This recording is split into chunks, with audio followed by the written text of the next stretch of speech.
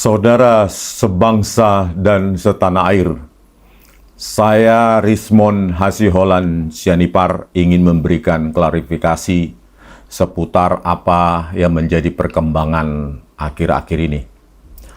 Seperti yang kalian ketahui bahwa RRT, Roy, Rismond, dan Tipa itu menuliskan buku Jokowi's White Paper, di mana 400 halaman lebih saya tuliskan dalam dari 700 halaman di buku tersebut, di mana buku tersebut merupakan hasil kompilasi independen dari tulisan Pak Roy Suryo di bagian awal, tulisan saya di bagian tengah, maupun tulisan Bu Tipa di bagian akhir. Masing-masing tidak ada ketergantungan, masing-masing melakukan penelitiannya secara independen.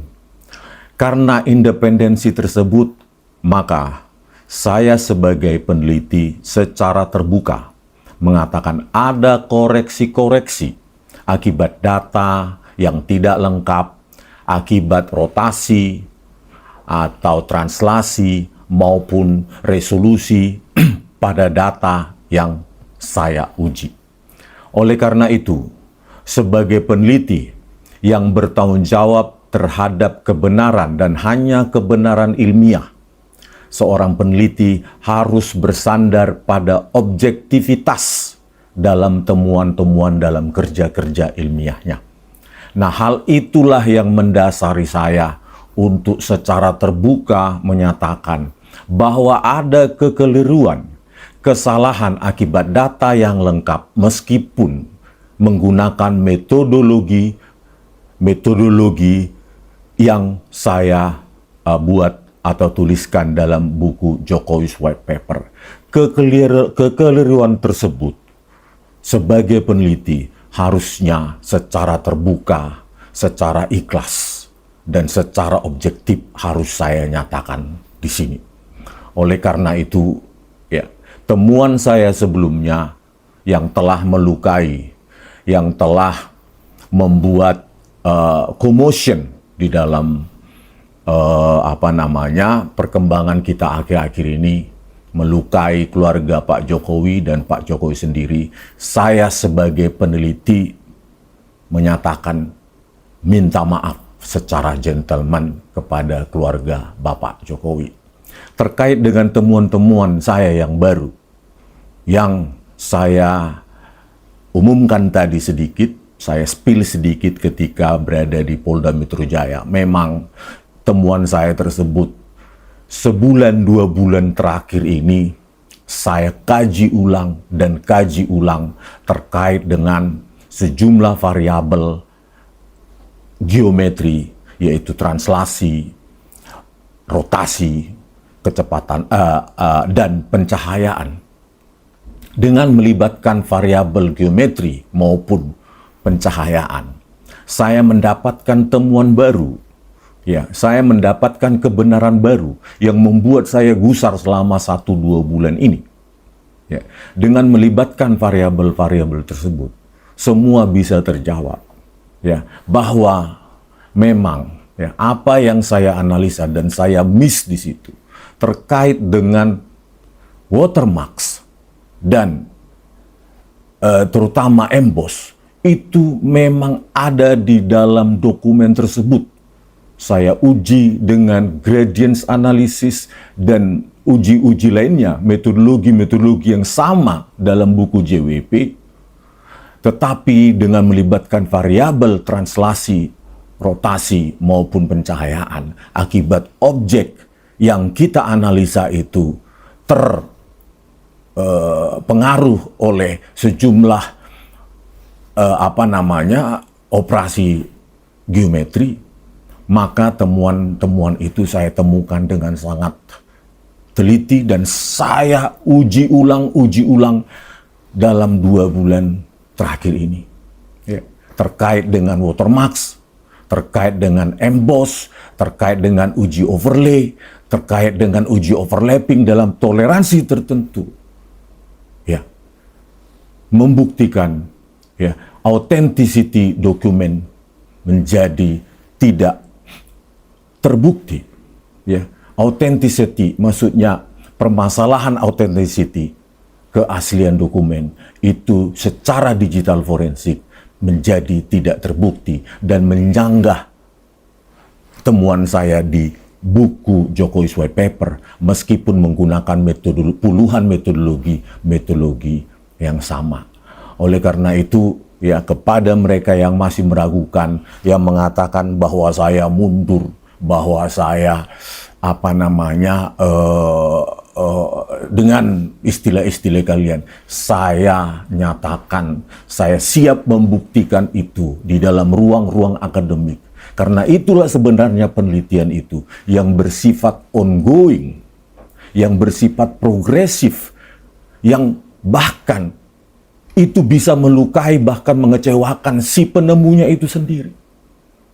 Tetapi dengan metodologi dan objektivitas penelitian, saya sudah ceritakan, saya sudah jelaskan kepada penyidik di Polda Metro Jaya bahwa apa yang saya lakukan murni ilmiah tanpa motivasi politik. Mendengar ya bahwa dalam satu tayangan televisi dikatakan bahwa 2 dari 3 orang ini sudah mau mengajukan restoratif justice ke Pak Jokowi, yaitu Dr. Rismond dan Dr. Tifa.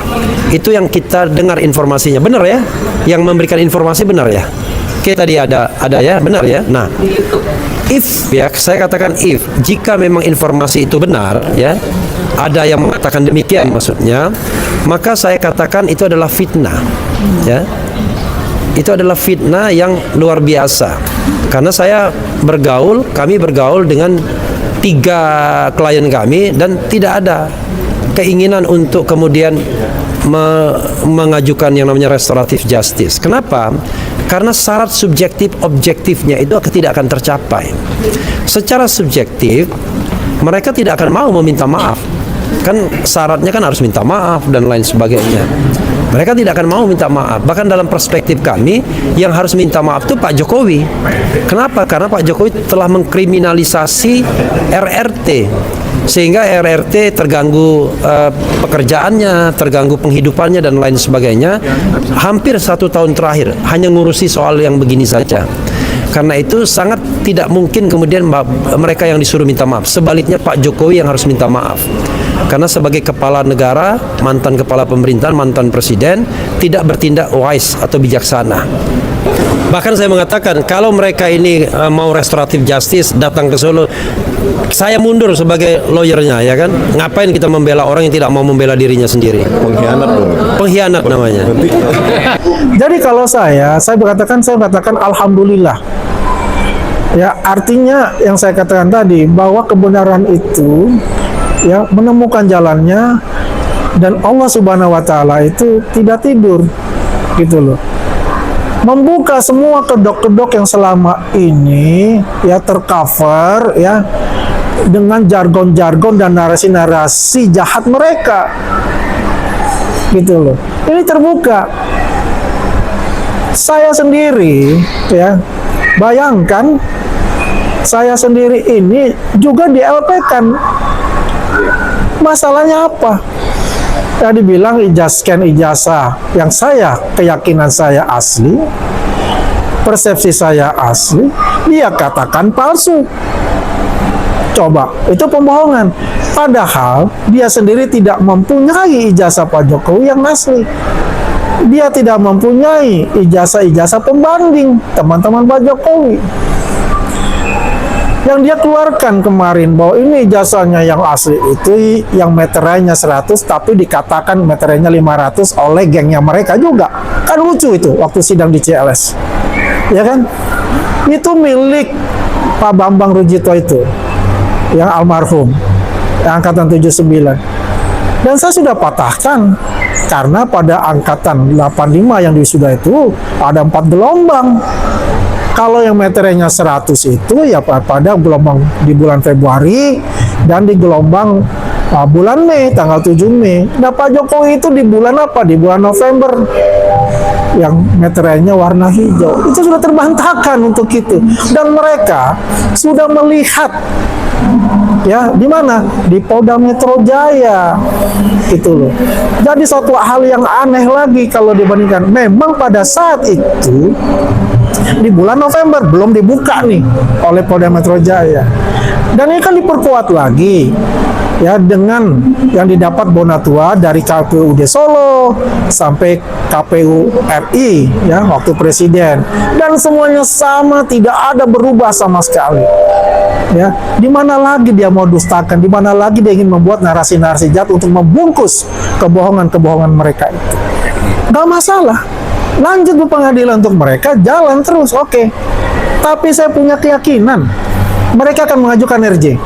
Ketika Risma mengajukan RJ, dia akan mengajukan RJ. Mereka itu, saya punya keyakinan itu, ya kan? Karena mereka ini sudah tidak mempunyai yang namanya pegangannya, gitu loh. Ketua umumnya yang mempunyai semangat, memberikan motivasi yang tinggi untuk melawan itu, Bung Egy Sujana. Patronnya kan sudah nggak ada. Apakah mereka bisa bercampur dengan Roy Suryo, dengan Risman itu? Jelas berbeda. Kalau Tifa mungkin karena satu organisasi terdahulu dengan mereka, kan bisa begitu. Apakah mereka mau menanggung itu? Padahal dia tahu bahwasanya ini asli, ya, bisa menjerumuskan mereka nanti. Ya, menjerumuskan apa? Karena ya rasa sombong mereka untuk itu. Jadi ini berbahaya buat mereka juga sebetulnya. Nah, mumpung RJ ini terbuka luas dengan undang-undang KUHP yang baru ini, silakan aja. Dan saya mendengar langsung dari Pak Jokowi, kalau mereka mengajukan RJ, saya akan terima. Kan lucu. Roy Suryo dulu dia katakan saya tidak punya medsos. Kan lucu. Kalau kita lihat dulu waktu Twitter, Roy Suryo itu 2020 sudah mengotak-ngatik namanya ijazahnya Pak Jokowi, skripsinya Pak Jokowi. Memang dia punya niatnya itu, dan niat jahat dari tahun 2020 gitu loh. Sekarang ketemu namanya kopatriotnya gitu loh, ya kan? Nah, itulah mereka ini semakin gencar untuk itu. Ya, dan kita juga paham sekarang ranahnya ini bukan ranah hukum murni, tapi sudah masuk ke politik gitu loh. Ya, banyaklah elit-elit politik yang menumpang beken dari situ, kan ada juga. Makanya roti sobek jadi. Ya, kita kan melihat semua kan kita serahkan kepada penyidik, ya. Apapun keputusannya itu kan keputusan yang penyidik yang mempunyai diskresi untuk itu. Yang jelas kita selama ini berusaha, apa yang mereka tanyakan kita jawab. Apa yang mereka buat narasi-narasi jahat, kita membuat kontra narasi untuk pembelajaran kepada publik, bahwasanya apa yang mereka selalu dengungkan, mereka selalu propagandakan itu adalah tidak benar gitu loh. Jadi berita itu seimbang gitu loh. Ya, karena selama ini ya kan berita-berita itu kan tidak seimbang. Mereka buzzernya sangat kuat. Serius, kita itu nggak punya buzzer dan kita itu organik betul, karena di situ adalah teman-teman YouTuber Nusantara yang gigih untuk bisa menyuarakan kepada masyarakat dengan YouTube mereka kayak gitu. Ya, dengan teman-teman dari relawan-relawan ya yang gigih dan bersuara untuk menghalau narasi-narasi mereka juga. Kalau dibilang buzzer, totally tidak punya buzzer kita sampai sekarang. Tapi kita banyak sekali diserang oleh buzzer-buzzer mereka dan sangat terkoordinir. Ya, setiap ada acara yang namanya kayak rakyat bersuara atau head to head itu mereka sudah siap untuk itu.